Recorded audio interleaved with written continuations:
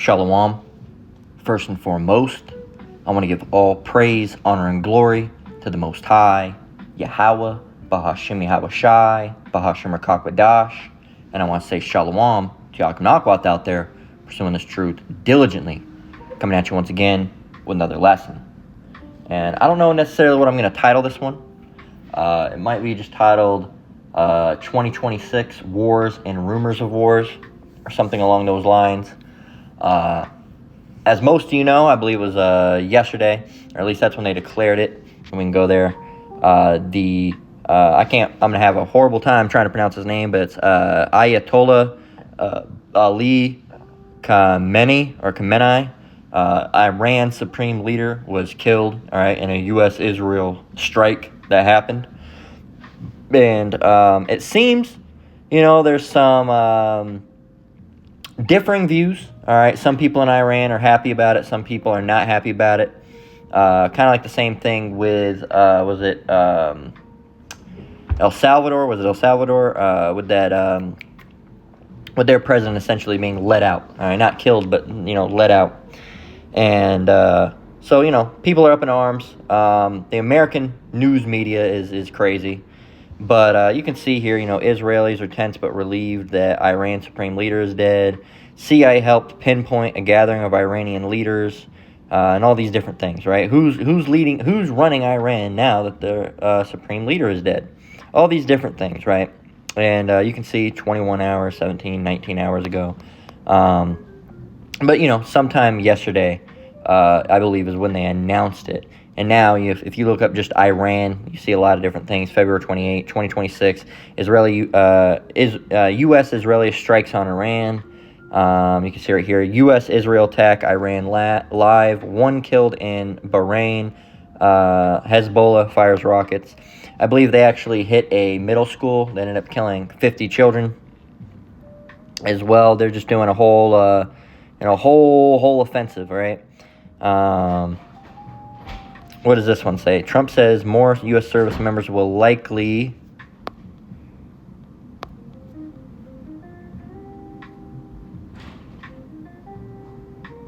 Right here. Trump says more U.S. service members will likely be killed before the conflict ends. Trump says the U.S. would avenge the deaths of 3 service members before adding, sadly, there will likely be more before this ends. The death of 3 Army soldiers deployed in Kuwait marked the first known American casualties since U.S. and Israeli forces attacked Iran. It says Iran's foreign minister says Islamic Republic spent 2 decades studying U.S. military. CIA tracked their movements and so on and so forth. And, you got a lot of people, again, with differing views. Some people are worried. Some people are not worried. Some people are having a false sense of security. Some people are freaking out. And you're going to have that with people, right? You're going to have that with people. You're going to have your skeptics, right? And what sparked this lesson is this post that I saw. And this was from Reddit. It was this comic. And it said, look, birds, spring is coming, right? And then you see not spring. And then you see, how they usually draw these birds as, W's flapping. Well, this has a 3 behind it. So you see them in their eyes all, freaked out because it's not spring that's coming. It's World War III.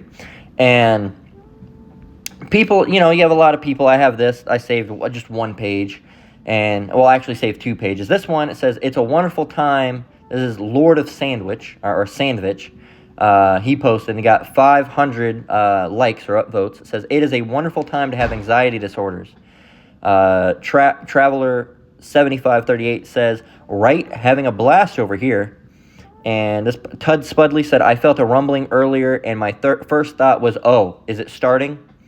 Traveler 7538 replied again, said, I don't even live anywhere near potential targets of any conflict party, but when I heard a loud bang today, my first thought was, oh no, that's a missile. You're not alone, bro. So these people are, they're getting freaked out. You're panicking.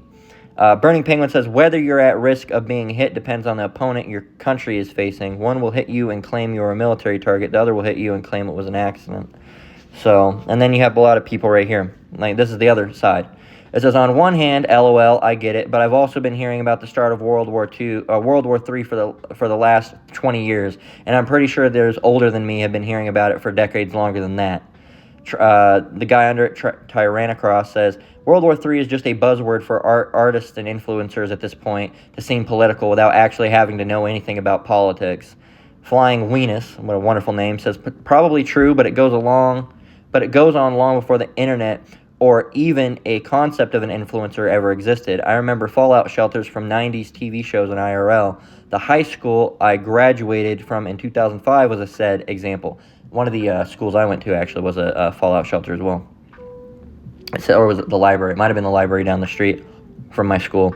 It says, at some point it becomes a boy cries wolf scenario. World War III is going to happen at some point, but when there are alarms almost, and if not every fudging year, it gets tough to take them seriously, even with our current lunatic in chief. So you see it. You know, all these different people are up in arms, all right, about it. You know, some are saying, oh, it's World War III, it's World War III. Some people are saying it's not. Look, the fact that these people are saying it is World War III, it's not World War III, shows that you don't understand what World War III is, or really what a world war is at the end of the day. Because they say, oh, no, you said this last year, the year before. What, with which part? With Russia engaging with Ukraine, or with Israel engaging with Palestine? All right, or now with the with the U.S. and Israel, all right, going against Iran. You know, which one is it? Which one is it? Well, all of them. That's kind of how world wars work, right? You know, that's how world wars happen. As a matter of fact, how do world wars start? I wouldn't be surprised if that's one of the top search things right now.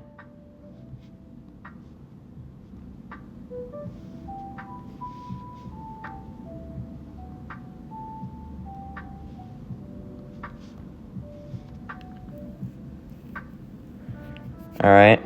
So a world war typically begins when localized conflicts escalate into a global scale due to a complex pre-existing alliance networks, intense military competition, and deep-seated political tensions. It often requires a spark, an assassination, or border dispute that ignites a powder keg of strained international relations. And it would have to be something, big. Not necessarily, this guy being taken out, all right, but it has to be something big. All right, for example, if the President of the United States was, or if there was a person of some extreme significance, not Iran. You got to realize, because the global scale of the world, Iran's considered a shithole country. Okay, they're not worried about that. It'd have to be, someone from Canada, America, England, in the important places as the world sees, right? They don't care about some fucking dirt slum. And I'm not saying that's what Iran is. I'm saying that's what people of the world and the powers of the world think. Oh, Iran, Tehran, Afghanistan, all the stands, they consider them dirt, fucking camel hells, all right, where all they have is dirt and camels and barely any water, and oil. That's it. They're not anything, they're not civilized societies, okay, as the modern world would consider. So, assassinating one of their people, no one's going to give a shit. All right, you start taking out people from Western or Babylonian type places, all right, like the UK, okay, Canada, United States of America, that's when they start going, okay, what the fuck's going on? Hold up, okay, hold up. Even if for someone like Putin, all right, rootin' tootin' Putin, if he was to be taken out, all right, or someone like Kim Jong-un, all right. Those are things that would probably get things like, okay, what the fuck's going on? Okay, that you overstepped your boundaries. Whoever did it would likely, kick off a conflict of a larger scale. So when people are saying, oh, we've been hearing about these things for years, and all these little things. Well, all these small skirmishes, these are happening during a world war, okay? But people don't understand how they think all of a sudden it's a world war and they're going to come on the news and say, we declare World War III. World War I wasn't declared World War I. All right, and World War II wasn't declared the Second World War II until far after, okay? So, key drivers of a start of a world war. Alliances, secret or public pacts compelled allied nations to join a conflict. Israeli, U.S., Okay, other people joining up with, I believe it was Iran joining up with Russia. All these different places joining up with each other. All right, against their enemies. All right, a friend of my enemy is a friend, right? As they say, and that's what's happening with the Russians and all these other places. You got China and Russia grouping up. Those are alliances. Secret republic pacts compel allied nations to join a conflict, turning a small dispute between two countries into a chain reaction involving multiple powers. Imperialism and expansionism. Intense competition for colonies, resources, and economic dominance creates constant friction between major powers. It's happening currently in both expansionism with Russia and imperialism. Okay? Nationalism and militarism. Extreme nationalism fosters an us versus them mentality. That's the United States right now, all right? Make America great, all right? America first, right? Same thing. It says, while an arms race, building massive armies or navies makes military action a favored option over diplomacy. And mind you, they took that guy out because Iran was trying to go nuclear, right? The spark, an escalation. A specific, often violent incident, such as the 1914 assassination of Archduke Franz Ferdinand, triggers a rapid series of ultimatums and declarations of war. For example, World War I began at a regional conflict in the Balkans, but quickly escalated because Germany felt compelled to support its ally Austria-Hungary, while Russia and France were allied against them.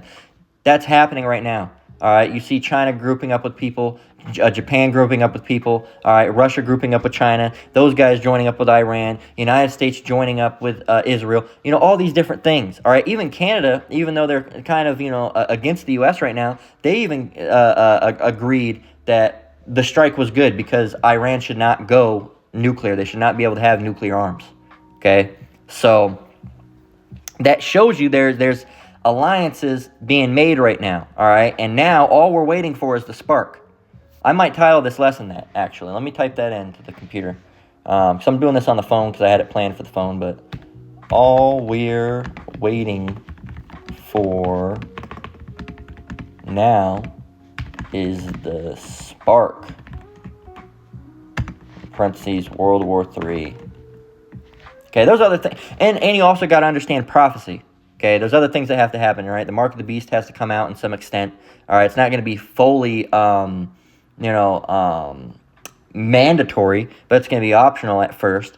And that's got to happen before World War III kicks off, because World War III it's going to be quick. All right, it's not going to be years and years and years. It's gonna escalate nuclear very fast. Okay, very fast. So there's all the elect being woken up if they haven't been sealed yet. All right, and we're already in Jacob's trouble. So it's hot and heavy, all right? And, there's other things. The mandatory chipping is going to, eventually be taking place side by side with World War III, and it's eventually going to blow up and be a whole thing. We're waiting for a spark right now for World War III, okay? But more importantly, other prophecies. A scripture that comes to mind is, move nor stir them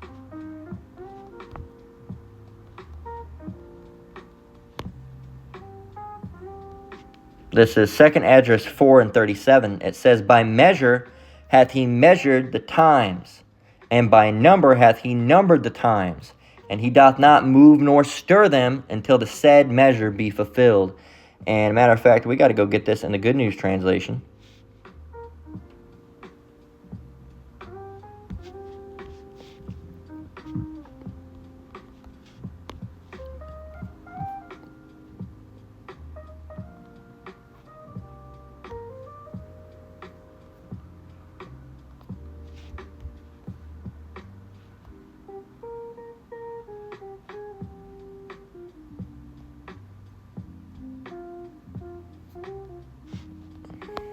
This is the Common English Bible. I didn't know they had a Apocrypha section.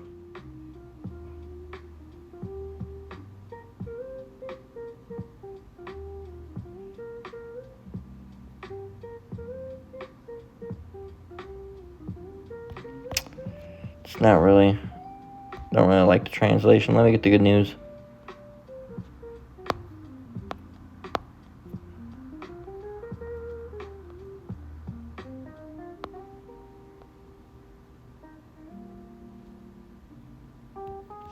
37 says, and measure, let me start from the half of 36. We'll just start from 36. It says, then, wait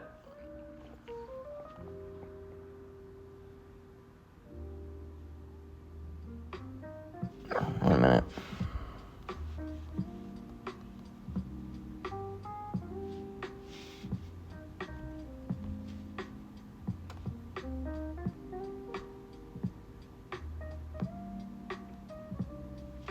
Okay, they're butchering a lot of things. Second Esdras 4 and 36 in the KJV, okay, the Apocrypha. It says, and unto these things Uriel the archangel gave them answer and said, even when the number of seeds is filled in you, for he hath weighed the world in the balance. By measure hath he measured the times, and by number hath he numbered the times, and he doth not move nor stir them until the said measure be fulfilled. Over here it says, then this is Jeremiah, but Uriel the angel answered them, when the number of those like you is complete, for Yahweh has weighed the world in a balance, and measured the times by measure, and numbered the times by number, and he won't move or arouse himself until the prescribed measure is fulfilled. Kind of weak. I like the King James Version better because it's plain. All right, sometimes simpler language is not better language, okay? So, and sometimes it is. But yeah, so, the Lord measured the times and numbered the times. This happens this time, this happens here, this happens there. And it says, he doth not move nor stir them until the said measure be fulfilled. So one cannot kick off without the other kicking off first, okay? And the prophecies that we're waiting on right now primarily is the mark of the beast. That's the big one that we're waiting on. Of course, the other big one is World War III, and then the biggest one of all, of course, is Yahweh's return and destruction of Babylon. But those are the ones we're waiting for right now. All right, and the other one is all of the elect being sealed, and we'll know when all the elect is fully sealed. Now, I believe the Apostle Har believes that the elect could be sealed already. All right, and that could very well be true. Okay, but whether it's here nor there, all right, times are gonna get rougher, and then that's when shit's gonna kick off. Because again, how do you think they're just gonna implement the mark of the beast for fun? They're just going to, try to, it's just a technological. No, something's going to happen. They're going to be like, this is going to be able to guarantee you access to this or that. You're going to there's going to be benefits and pros that they have to it, right? They're like, this gets you a discount on this or this and that. The rising tariff prices, if they're already bad, they get more, these will get you a, 25% discount, all right, as long as you have it. It'll be optional. And then eventually it's going to be, you get it, all right? You either get it or, you're brought to those guillotines, and you get that that quick haircut. And the haircut starts from the neck. All right, so again, we're waiting for these things. All right, but people everything's fine. No, it's no. This is how world wars brew. All right, I suggest you educate yourself on how world wars brew, because everyone, no, I've been hearing about it forever. Well, world wars take time to stew and boil and broil, right? They don't just happen all of a sudden, right? So, Revelation 8 and 13, and it was prophesied that there would be 3 world wars, all right? And this is how, those that have the know, all right, have the know. And Revelation 8 and 13 talks about it. It says, and I beheld and heard an angel flying through the midst of heaven, saying with a loud voice, woe, woe, woe, right? 3 times, right? To the inhabitants of the earth by reason of the other voices of the trumpet of the 3 angels which are yet to sound. Now, what is woe? Okay, so there's 3, woe was spoken 3 times. Woe, woe, woe. So 3 great giant disasters unto the world. Okay, and woe is what?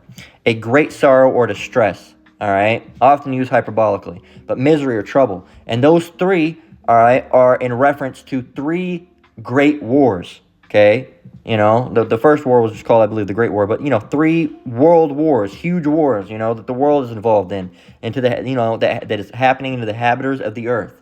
Okay, and those wars are slowly being ticked off. Okay, they're slowly being ticked off.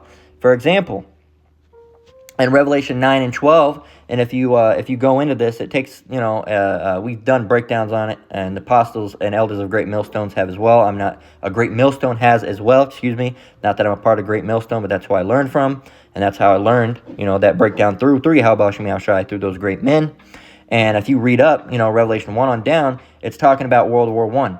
All right. For example, in verse 9, Revelation 9:9, it says, "And they had breastplates as it were breastplates of iron, and the sound of their wings was the sound of chariots of many horses running to battle." Now, I've actually done it. I've actually lined it up on the computer where if you take... Now, what this is talking about is this is talking about World War I fighter planes, okay? The breastplates of iron, and that's what they had. And the sound of their wings, all right? They had wings, right? And that was, of course, the plane wings. It says, was as the sound of chariots of many horses running to battle. And I actually went and I got horses running and I lined it up. And it sounds like those old planes. If you ever heard them, everybody knows. Right? The planes don't sound like that anymore. Right? But they have that gallopy sound. All right? They don't have that sound anymore. And mind you, got to realize with Revelation and other visions, it's of that time. Okay? Planes weren't invented yet. Okay? We had chariots, all right, but we didn't have a plane. So how are you going to describe a plane or the sound of a plane? Chariots don't make sound, okay? You don't hear that. They put those in movies, but they don't make a sound. They're silent. They can move. They can vanish in and out, any color, do whatever they want, but they don't make a sound. If the Lord wanted to make a sound, they could make a sound, but in general, they don't make a sound, okay? They're stealthier than any of Esau's stealth planes, But, that's how you describe. What does the sound sound like? Well, it sounds like lots of horses running. Okay? Lots of horses running. So, and then 10 as well with that. It says, and they had tails like unto scorpions, and there were stings in their tails, and their power was to hurt men 5 months. And that's dealing with the tail gunners. All right? They usually had Louis guns, all right, or, I believe that was the big one that they had, was the Lewis gun, or the Louis gun. All right, which is a pan-style magazine-fed machine gun, all right? And that's where they shot out of the tail area, all right? Their sting was in their tails, all right? But going down to verse 12, okay, after that, it said, one woe is past, and behold, there come 2 woes more hereafter. So that was done, okay? So that's one war done. Boom. One world war done. Got it. All right, and behold, there come 2 woes more hereafter. So, if you go on, all right, Revelation 11 and 14 goes on to show you, this is dealing with Revelation, shit really kicking off. Second woe is past, and then what? So it says, the second woe is past, and behold, the third woe cometh quickly. Well, it's been years since the Second World War. Yeah, but you got to realize we're not operating on, man's time. We're operating on the Lord's time, all right? A year down here is a minute. Okay, so if you're 29 years old, you're 29 minutes old. If you're 25 years old, you're 25 minutes old. If you're 10 years old, you're 10 minutes old. All right, if you're 34, all right, you're years old, you're minutes old. Okay, and if something was in minutes, it's seconds. Okay, that's how things work. Okay, the Lord's time is fast. So 1,000 years, all right, has only been 1,000 minutes. All right, and 1,000 minutes is, how long is that? 16 hours. Okay, think about that. And then think about how recent it was. All right, that Yahushua was, crucified. Now they say, when was, I'm going to look it up, Jesus crucified?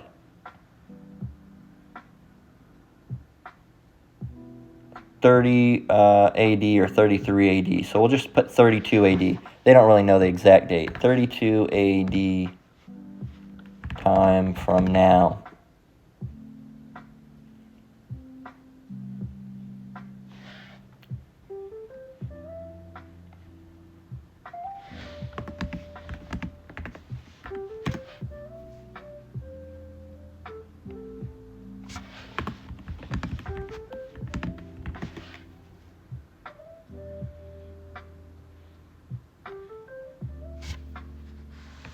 So they say it's 727,989 days.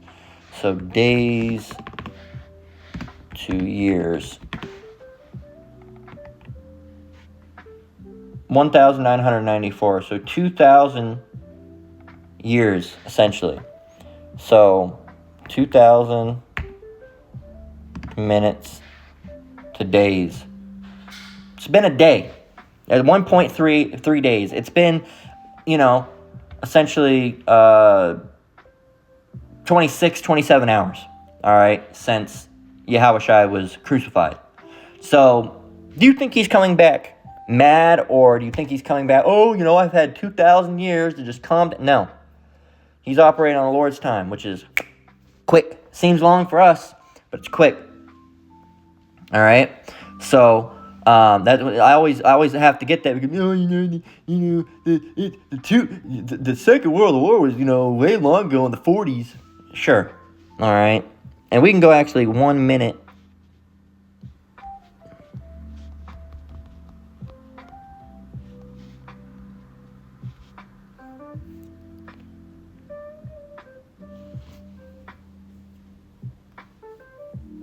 There's that.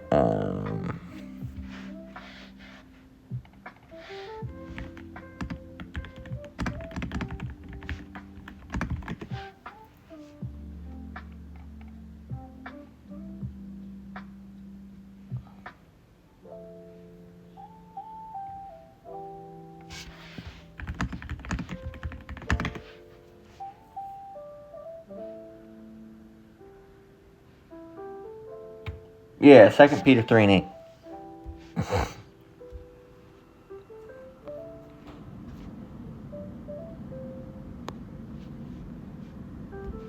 Okay, it says, but beloved, be not ignorant of this one thing, that one day is with the Lord as 1,000 years, and 1,000 years as one day. So, okay, so a little bit off. So it's been about 2,000. So it's been about 2 days. Okay, it's been about 2 days since you Romans, all right, put the Lord to death. Okay, it's been about 2 days. So if someone just did something to you the other day, if someone just for example, say not killed, all right, but say someone beat your ass 2 days ago, and you saw that person come, would you not be angry at that person still? You've had 2 days, right? No, you're still. It's still fresh. Okay, that's still very, very fresh. Okay. So the Lord's going to be very, very, very angry coming back, all right? And it mentions it. Talks about vengeance, to render his vengeance with flames of fury, wrath. All keywords here, all right, of how the Lord's coming back. Not coming back handshakes and hugs, all right? So, so whoa is dealing with the wars, and we're just waiting on the third one now, all right? And like it said, excuse me, it comes quickly, okay? And this is, Matthew 24:6, and you're going to hear wars and rumors of wars. You're going to hear about them for years. That the tension builds. You don't hear about a war and then it pops off. There might be a war and then boom, and then it comes. No, the tensions build, all right? Conflicts, a lot of men sitting behind tables, all right, strategizing, making plans, and then boom, a war kicks off. And then when a war kicks off, not all those are guaranteed. Some might just be a military conflict, all right? Some might be a little bit bigger, all right, like a military conflict like Vietnam, all right? But they didn't really consider that a full-fledged war for the United States. They considered a military conflict, and the reason they did that is because military conflict's a military conflict. If they declared it as a war, they would have lost that war. And, U.S. has a reputation for never of losing a war, right? But they did lose in Vietnam. If you look at the death numbers and the people and the things that they did, they lost. All right, the United States lost, and that was the last really major war. And if you look at the Iran war, they lost that. The war on terror had been lost. All right, look at the groups. Does ISIS still exist? Yes. Does the Taliban still exist? Yes. Okay, they had to pull out. Okay, of Iran, Afghanistan. Now they're going back, but that was a lost war. Okay. Or at very, very least, a stalemate, right? The U.S. hasn't won a war in a long time, man, all right? They haven't won a war in a long time. So, but they're going off of that, what do they call that? That patriotism. We're going to win. Look, the military's been getting weak. All right, it's been getting really, really weak, man. It's been getting really weak. I don't know if you've seen these new military people, but they're soft, man. All right, they could still kick my ass. All right, but the old soldiers could kick their ass. Okay, that's the thing. They're soft comparatively. Okay, a soldier's a soldier at the end of the day, right? He's going to be tougher than your average man, more than likely. But compared to the old soldiers, man, some of the stories I heard, these guys wouldn't have been able to go through it, man. These guys wouldn't have been able to go through it. So, Matthew 24:6 says, "And ye shall hear of wars and rumors of wars. See that ye be not troubled, for all these things must come to pass, but the end is not yet." Okay? "For nation shall rise against nation, and kingdom against kingdom, and there shall be famines and pestilences and earthquakes." You know, we're already getting those to a small extent, but those things are other things. Remember how we mentioned that, the Lord doesn't move nor stir them till the said measure be fulfilled? Well, we're going to have to start seeing more famines, more pestilences, and earthquakes, all right, in diverse places all over, okay? We're going to have to start seeing that. There's another big sign, okay? It says, all these are the beginning of sorrows. So we're getting there, all right? We're hearing wars and rumors of wars. Like it says, the end is not yet. We're brewing, all right? We're essentially brewing. When you put the tea into the cup with the hot water, it's not tea yet. You got to let it steep. You got to let it brew, and then it becomes tea. So you got to have these wars kick off, these nations against nation, all right, the famines kicking off, the pestilence kicking off, earthquakes kicking off, all right, and then, all right, it's gonna start kicking off. But here's one of the big prophecies, all right, and it's happening right now. Matthew 24:14, it says, "And this gospel of the kingdom shall be preached in all the world for a witness unto all nations, and then shall the end come." And it is, all right. The YouTube is that it's that express transit, all right. This truth is being everywhere, all right. There was I believe the apostle talked about it. I don't think I ever saw the video. Did I see one video? But he said the apostle Tahar was talking about. He saw a video one time and they had him speaking Chinese, right? They had him speaking in Chinese, and he said I saw, it was me, Apostle Tahar, speaking in Chinese, right? Because they had dubbed over what he was saying, right? With Chinese. So it's even in China, and matter of fact, let's go. Let me see something. Let me see if I can find something.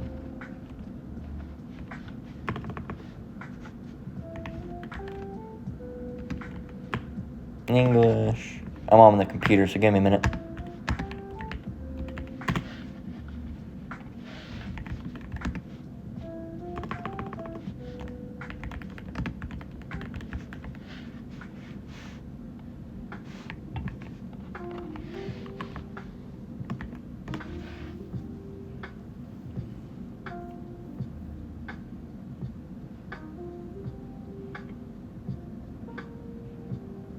What I did was I looked for Hebrew Israelite, but I did it in Chinese.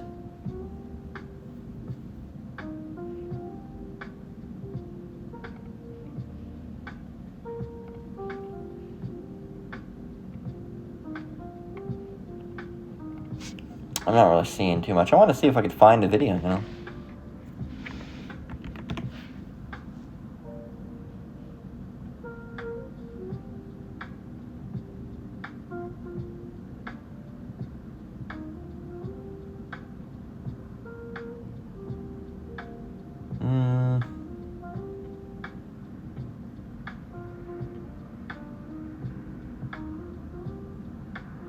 Not too much. Not too much. I couldn't find anything, but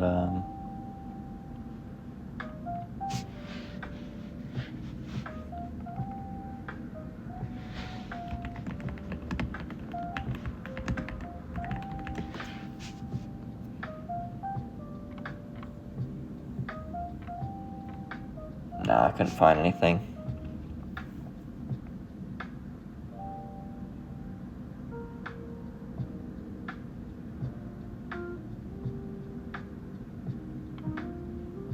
Nah, I can't find anything. So like you, I tried to look. I was gonna, just point my camera at it if I could find anything, but I couldn't find nothing. But yeah, so we got one more, and then we're gonna go ahead and close out. Of course, that's Romans 3:3. What with all this? all right, with all the evidence, you don't believe. You don't believe there's going to be a World War III. You don't believe that, the Father's name is Yahweh. You don't believe the name of the Son is Yahushua. You don't believe that they're so-called black men. You don't believe that the so-called Negroes, Latinos, and Native Americans are the true Israelites that the Bible speaks of. You don't believe those things. And you think America is going to exist forever, and instead it's God and Jesus Christ, and Jesus is going to bless America, all right, and you're going to live free and prevail over war. What if that's what you believe? Well, Romans 3:3. We'll start from 3. Romans 3:3. For what if some did not believe? Shall their unbelief make the faith of Yahweh without effect? Yahweh forbid, yea, let Yahweh be true, but every man a liar, as it is written, that thou mightest be justified in thy sayings, and mightest overcome when thou art judged. So what if you don't believe? Well, tough titty, said the kitty when the milk went dry, right? As the old saying. So Romans 3:3 in the Good News Bible says, what if some of them were not faithful? Does this mean that Yahweh will not be faithful? Certainly not. Yahweh must be true, even though all human beings, are liars. As the scripture says, you must be shown to be right when you speak. You must win your case when you are being tried. So at the end of the day, it's what the Lord wants, all right? And if the Lord said he's going to do something, he's going to do it, all right? And that's fact, all right? If you don't like it, then, hey, you don't like it. Too bad, so sad, so you wouldn't want to be it. There's nothing we can do about it, all right? We can't make you believe. What if you didn't believe? Well, it's not going to make the faith of Yahweh without effect, all right? The trains are going to keep on chugging, and you're going to be left at the next stop, all right? And you're going to sit there cold, without no blankets, shivering on that fucking bench. All right, I know I've fucking done it before, man, on those Amtrak trains, man. All right, you get off early and you're waiting to get picked up by whoever. Here it is, it's like 4 or 5 in the morning, all right, and you're out there and shivering your ass off, man, in a little train or a bus station. All right, any of you that have been early morning bus in the colder places, man, it's cold as shit. It is cold as shit. You're sitting there shivering. That's going to be you, all right, because you didn't get on the bus. You didn't get on the train. All right, you just, I don't know if this is going the right place. It's going to San Diego. Are you sure? Hey, man, it's going to San Diego. Get on or get off. Well, I don't really know. All right, well, all aboard. Taking off. Oh, maybe they were going to San Diego. Meanwhile, all these guys are going to San Diego, all right, and your ass is sitting on a bench not knowing what to do, all right, shivering, all right, because you didn't know what to do. You leaned in your own understanding. Look, the way society's going, it's not getting better. Has it gotten any better in the last 6 years? No, it hasn't gotten any better. All right, the only thing that's gotten better is that we're not confined to our houses anymore. But that's not, it got better. That was one situation of many, okay? And that was just a test, okay? That was all a test. A great many of tests were made in 2020 and 2019. Great many of tests, all right, on the endurance of civilization and how they'll react to being locked in their house, all right? Pseudo-martial law, okay? There was also many famines that were done. Remember the coin shortage? Remember the chicken shortage? Remember the meat shortage? Do you remember those things? Do you remember going to a store and there wasn't much? All right, the toilet paper shortage. They're testing out famines. They're testing out, how the human mind and psychology reacts to those type of things. And they got what they needed, okay? And they also test with that little sticky stack, all right? That little Post-it note, all right, that goes right above your shoulder. You know what I'm talking about. I'm just being, that little the little toothpick, all right, that you could get at every little store. See how quick would people be to opt in, all right? How quick would people opt in to get it? And you know what the answer was? Very fucking quick. Get them uncomfortable, boom, instantly they'll take it. They'll do anything. It's gonna be the same thing with the mark of the beast. Get them uncomfortable and they'll take it. All right, that's why they love Orab Chaos, all right, order through chaos, because they can control narratives through chaos, all right, because chaos makes people panic. And people think panic is like, oh, it's going to be chaos and pandemonium, everybody, and it's not able to be tracked. No. These devils know how to track chaos and make it cohesive to them and make it able to be, what do they do with the sheep? Herded. They know how to herd those in panic and make them, coerce them into doing certain actions. Okay? So, food for thought. But that's the lesson, man. This is, that's what they're doing, all right? All we're waiting for now, all right, is the spark, World War III, and dealing with the World War. All right, we're waiting for other prophecies. But for the World War, all we're waiting for now is the spark. And that fuse is going to kick off fast. So that's what we're waiting for, man, and the spark. And you know who's going to start the spark? Yahweh B'Shem Yahushai. So that's where we'll close out. Lord willing, this lesson was edifying. Again, I want to give all praise, honor, and glory to the Most High, Yahweh, Ba'ashem Yahweh Shai, Ba'ashem Rakakwadash. Shalom to you brothers and sisters out there. Keep enduring. Keep the faith. We're almost out of here. Until next one, Lord willing. Shalom.